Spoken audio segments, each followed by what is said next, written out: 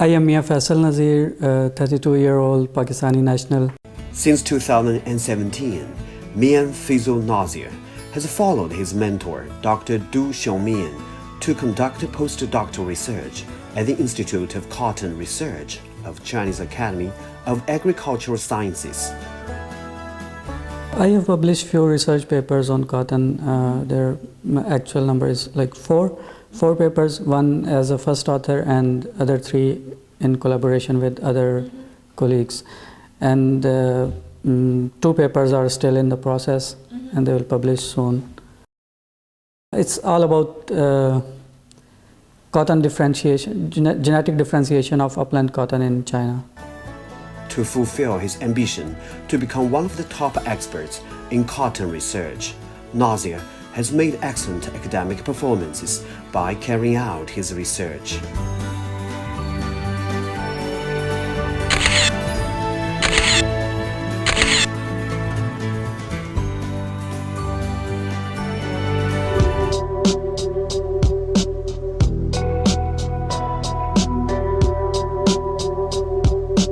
Actually, before starting my PhD, I was working in Pakistan for a few years.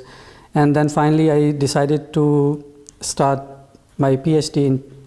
I asked a few of my friends about their opinion to start PhD in which country. And interestingly, one of my friends was doing PhD under the supervision of Professor Du Xiongming. And he spoke highly of Professor Du Xiongming and his work and his skills. Luckily, he also accepted me as his student.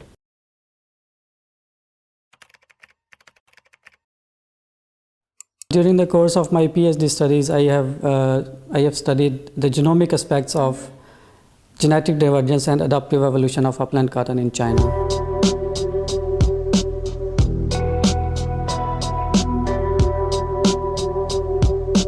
This one is our glass house, and all of the students and different researchers, they do their experiment here in controlled conditions. Every part is a different experiment, and there are some like this tree. This is a wild cotton tree, and students grow this cotton and they study for like further processing. Varieties of cottons are thriving in this tiny research field. Mian Faisal Nazir has never missed a day to come here and study the plant. Yeah, these here are some wild plants, wild type, different varieties of wild cotton. You can see this doesn't grow much. It's a very compact and very small plants. But if you see normal upland cotton plant, it will be bigger and higher. Although sometimes scientific research can be dull and rather arduous, Nazir finally becomes an expert in cotton research due to his hard working. 44名 This is also wild. wild. Wild. 44名 This is good. Small plant. The tree. The tree, yes. The big stem.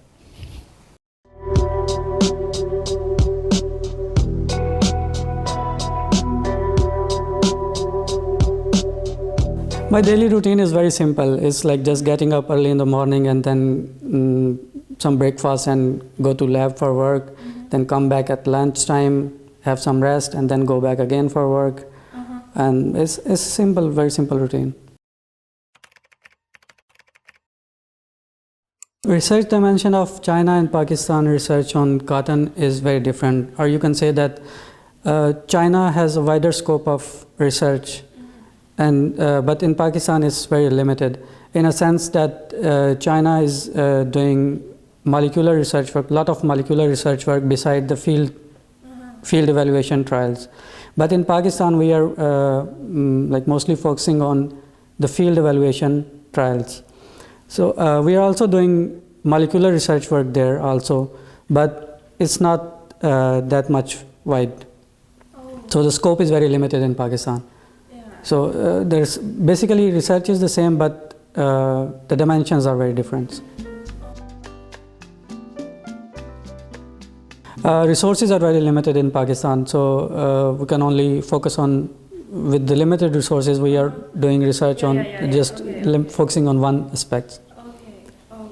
Because for molecular research work, we need a lot of resources, like money and other stuff. Oh, Yes. Yeah.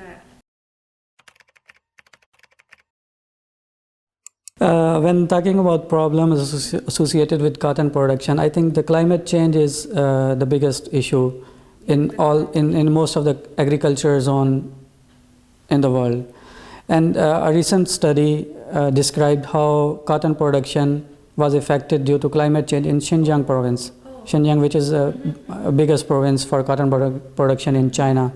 And similarly, the climate change associated with rainfall, abrupt rainfalls and higher temperatures in Pakistan is also affecting the cotton production.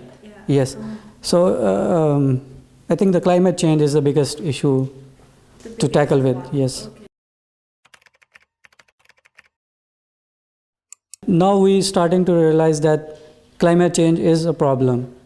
So for climate change, we need, if we want to study climate change, we need a multi-location and very diverse trials. And for that, we need like different locations. For example, in China, when during the cotton cropping season, the temperature, the environment is very moderate. The weather is very moderate. But in Pakistan, the temperature is very high. So if we cooperate and do some research work together, like some trials in Pakistan, some trials in China, and we can evaluate our current germplasm, and we can like develop some new cultivars which are resilient to climate change and which are stable for production.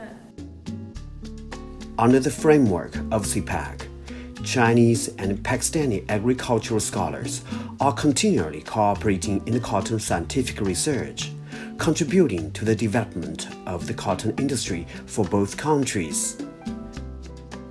Pakistan is very like small country. It's not very big country. Most of the cotton products, China is at the second number for cotton production. But area-wise, Pakistan is at the top in cotton production.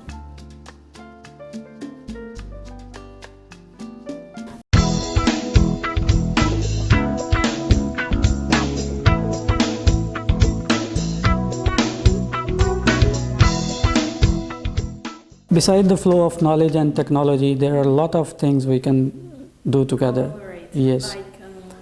Like developing new cultivars which are climate resilient, developing, China is more developed than Pakistan in technology.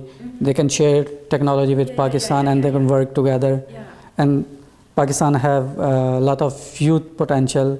They can come here, learn, some like me, and they can go back and serve the country.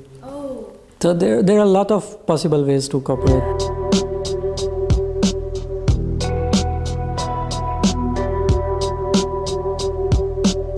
I kind of fell in love with Chinese food. Chinese food is like, they have very diverse culture of food here in China. So one can never get bored of Chinese food. The first thing come into my mind is the noodles. And noodles in Anyang, like very famous noodles like Mian and Mian. Mian. So we love to eat Mian and Mian. Yes.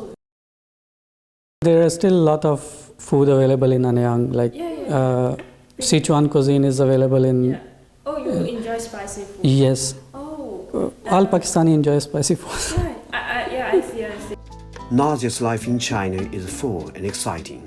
He enjoys traveling during his spare time to experience different cultures in China. It's not part of my daily routine to do exercise, but whenever we get time, we do some exercises in the room. And also, there's one thing, it's a part of my daily routine, is a walk after dinner for 1 hour. So not that much exercise, but it's sufficient for my routine. I haven't traveled much in China. I have just been to Beijing and Chenzhou and Sanya, and every time it's for work or something else. the way Chinese people were handling this situation, it was very interesting. Like everyone was doing responsibly. Like they were doing their jobs responsibly. They were not going outside. They were wearing masks, and even now they are wearing masks. And the sense of responsibility the Chinese people have, I have never seen anywhere else. So that makes us very comfortable here, that we are safe here. Like if we stay inside and if we take precautionary measures, there is no risk in living in China. Beijing is how to say it? It's a top city in China. So there are a lot of good universities and a lot of institutes who are doing research work in agriculture field. But Anyang is a smaller city, and there is only few institutes which are working on agriculture research. But as you know, that the Beijing is a very crowded city, and it's difficult to live there. But in Anyang, it's very easy to live here, and it's convenient for a researcher to do a focused work. And beside that, we have a big field area, and agriculture research required a field area. So it's very convenient to do research work in Anyang. I have spent like almost 3.5 years doing my PhD in this lab, and I am familiar with the environment of our institute. I know my professor, I know my lab mates. So it's very convenient for me to start a job here instead of looking for a job or postdoctoral position in some other lab. And I can work here efficiently due to the environment and other aspects.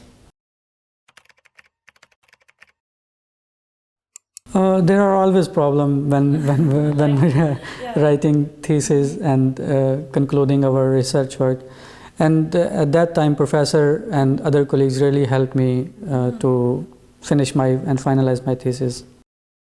And most of the colleagues and professor, they communicate in English, so we never have problem like communicating at work.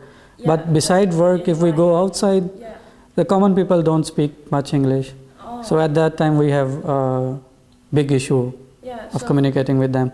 So we use Bedu Translator is the best app in China.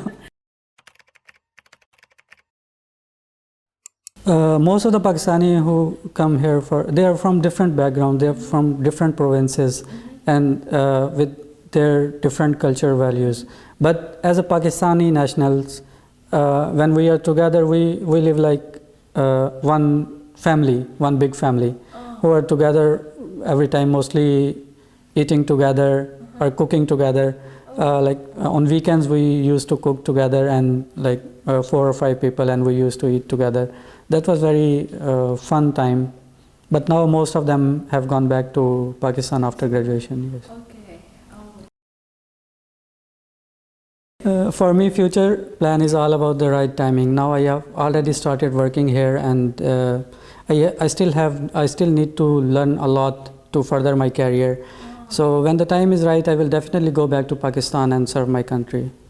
When we first came to China as a PhD student, in our university, Graduate School of Chinese Academy of Agriculture Sciences, they arrange 3 months of classes for all the foreigner students, including language classes and other subject classes.